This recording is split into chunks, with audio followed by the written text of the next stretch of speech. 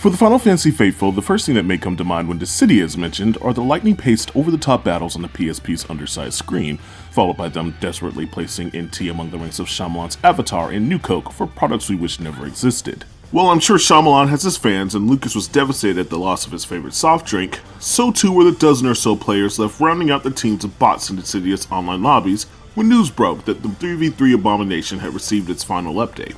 But this isn't about NT, and as dark a days as this may seem for the sub-franchise, there's been a small respite for fans who value a single-player experience with a focus on character interactions and custom unit building, a title that's been criminally overlooked for its unfortunate choice of genre and platform as a mobile gacha, that is, Dissidia Final Fantasy Opera Omnia. Now before you roll your eyes at the thought of yet another Final Fantasy gacha game cash-in, I'm more than certain that if you give me the chance, you'll see its battles are as boisterous as its PSP cousins and narrative more solid and engaging than its HD counterpart. But before we talk about Opera Omnia, we need to have a quick overview of the franchise, and I'll add a bit of my own personal experience with it as well, so you can understand how one could be so infatuated with what's essentially Final Fantasy's Budokai Tenkaichi. The first game was released in celebration of the series' 20th anniversary. I mean, I guess they could have instead sold some overpriced wine or had an equally underwhelming expansion for Final Fantasy XI, but they went with releasing an original title instead. Initially, the project was conceived as a Kingdom Hearts spin-off. I imagine a sort of fighter in which Disney toons would battle to the death, though it didn't take long for Square to realize creating a digital Kumite with the House of Mouth's finest might be a hard sell to Disney execs, so they used Final Fantasy characters instead, filling the roster with the heroes and villains of the main numbered titles. Now, Dissidia is quite an important title to me personally. Outside of 12-year-old The Dawn renting a Kingdom Hearts 2 for a week at the local Blockbuster, Dissidia was both my first Final Fantasy game and introduction to the franchise. While I recognized Cloud and Leon from Kingdom Hearts, I was drawn to the unique style of the characters on the box art. I didn't know this at the time, but Dissidia's art style is unique in that all the characters are Nomura's interpretations of Amano's original designs. Even characters originally drawn by Nomura are based off Amano's work. So it's a cool blend of their style. With as much as I dote on the series now, it might be surprising to hear that I really didn't like this game when I first played it. Being especially new to the more complex side of RPGs, I just couldn't wrap my head around the game initially. I put it down after a while, upset with the feeling that I just wasted my money, and about 6 months later, I had a strange urge to pop that infuriating UMD back in. And all of a sudden it just clicked. I'll never know exactly what changed, but suddenly I was free air dashing and EX bursting with the best of them. What sets Dissidia apart in this sea of anime arena fighters was that the game had a lot more strategy and was by far more complex than its contemporaries. There are no light and heavy attacks to combo. Instead, combatants use command abilities that are mapped to the face buttons and combination of those buttons with tilts of the analog nub. Many command tasks can be modified or extended with additional inputs or holding the buttons down. The game is half RPG, and this means options, with many characters having completely different playstyles depending on the attack commands you took into battle, as well as gear and passive abilities equipped to them. But what Dissidia is most particularly known for is the bravery system. Unlike traditional fighters where each attack chips away at your opponent's health, Dissidia's bravery system has two kinds of attacks, bravery attacks and HP attacks.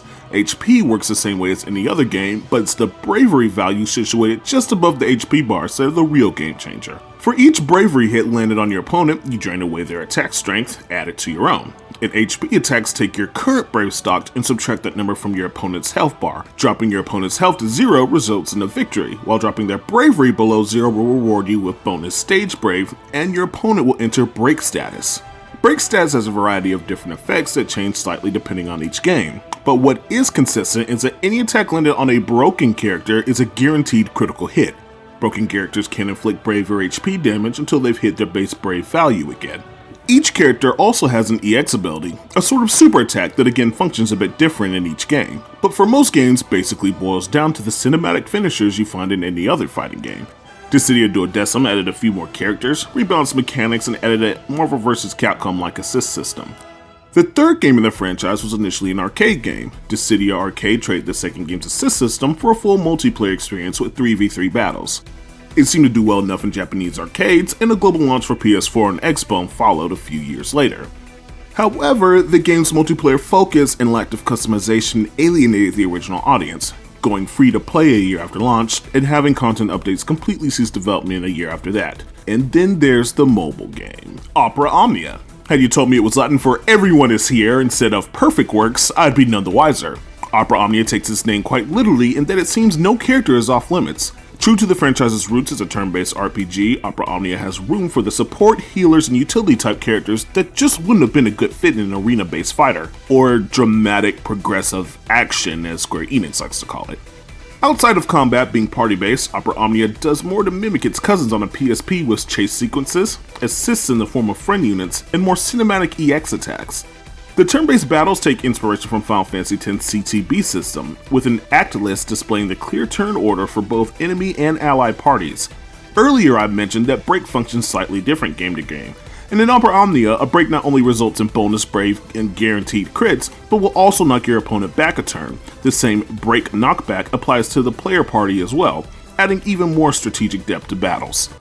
As a gacha game, Opera Omnia has an incredible variety of units to take into battle, over 120 classic Final Fantasy characters and counting, with most having unique mechanics and abilities that harken back to the original games. For example, Alzay of Final Fantasy XIV has free skills and transformative abilities that mimic the dual cast and ability procs of the Red Mage job rotation. Balthier of Final Fantasy XII can snatch the boast right off of enemies, empowering himself and leading to some delightful shenanigans. Shadow of Final Fantasy VI is joined by his good boy, Interceptor, who not only follows up all of Shadow's attacks with a few strikes of his own, but will automatically counter any attacks his master is able to dodge.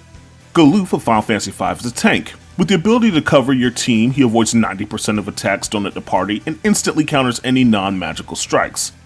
There are literally dozens of characters to collect with unique powers and abilities to hone in order for you to deal with whatever new event or raid boss may be thrown at you.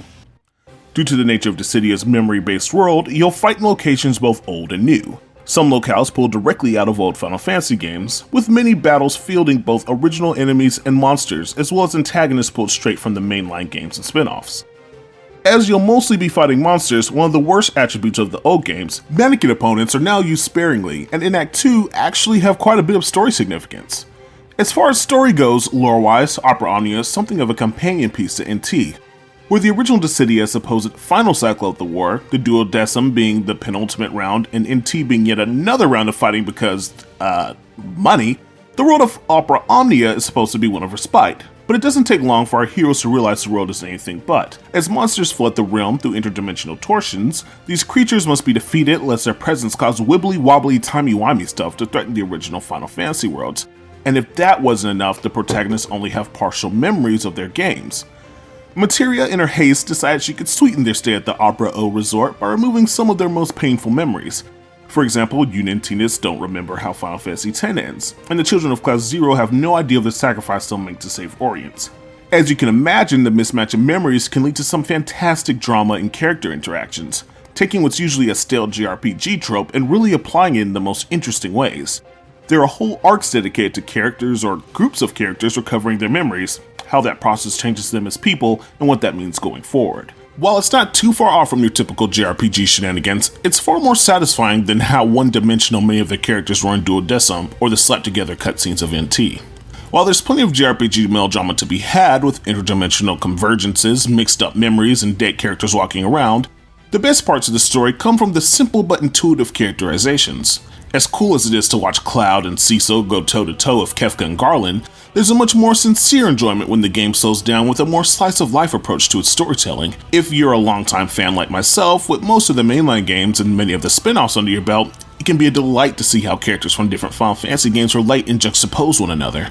For example, without the support of his Kingsguard, Noctis realizes he's a liability in battle and spends time training alongside Final Fantasy VI's Sabin in order to be a more effective party member. There's a chapter in which the antagonist of Final Fantasy VIII, Ultimecia, realizes No Christ of the 13 sequels is something of a kindred spirit. Both hail from lonely, desolate futures, and Ultimecia in this chapter alone receives more character development than she ever did in her actual game. And then there's literally any time you interact with the students of Class 0, which usually results in party members going, "Wow, your world's kinda fucked," in the most roundabout way possible, especially when Freya's involved. Despite being a mobile gacha game, Opera Omnia is anything but a cheap cash-in. The writing team has a deep understanding of these characters and their backgrounds. Many praise Final Fantasy VII Remake for its deep understanding of the original cast and how well they were all modernized, but still feel true to their 1997 counterparts, but Opera Omnia has been doing that for years.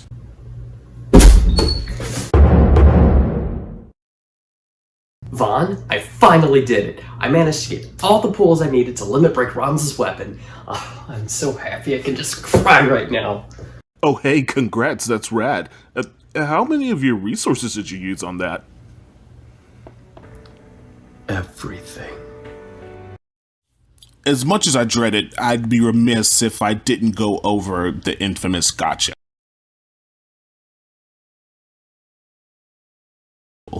And when it comes to gambling, it can be a slippery slope.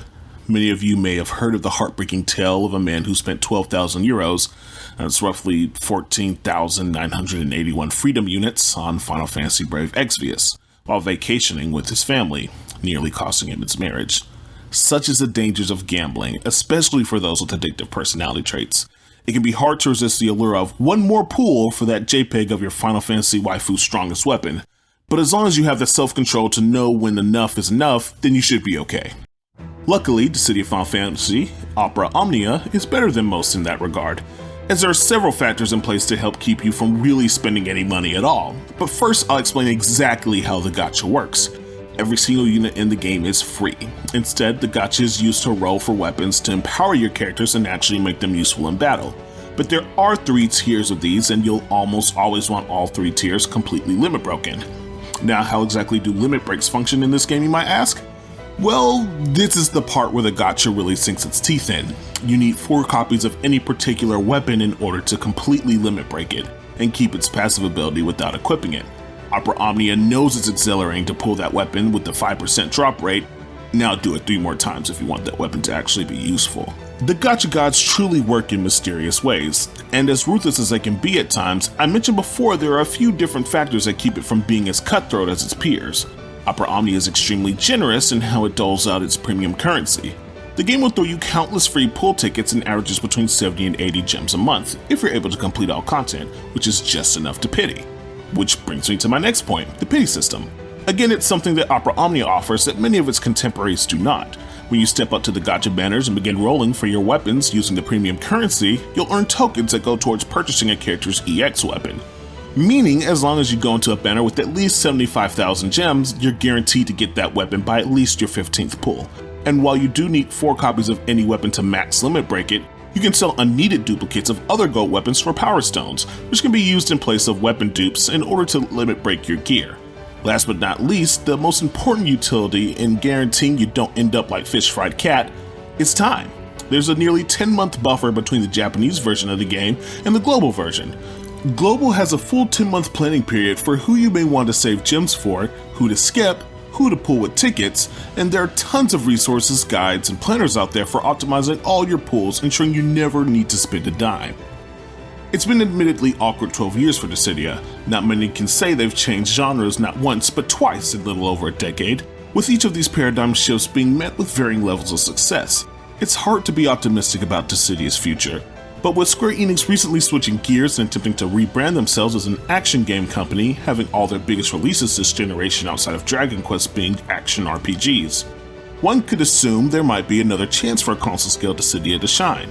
As fantastic as Opera Omnia's is, it's still at the end of the day a mobile game, and it's a bit disheartening to see the series that introduced me to Final Fantasy banished to the realm of the gacha game.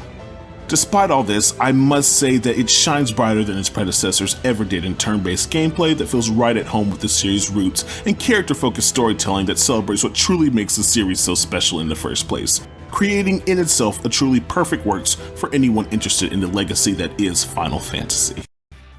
Shouts out to anyone who made it to the end of the video. It was even longer than the last one, and I don't know who's crazier, me for making such long content or you guys for sticking around, but I do appreciate each and every single one of you. Shouts out to Fish Fried Cat again for this skit.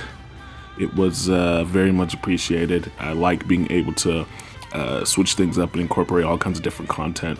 As far as content goes, I know like on my banner it says anime too, and I want to do anime reviews. I recently watched the Lelouch of the Resurrection and Promare, so I might do reviews on those, but next content is definitely going to be Final Fantasy VII related. But yeah, good stuff, more to come, and I'll see you guys next time.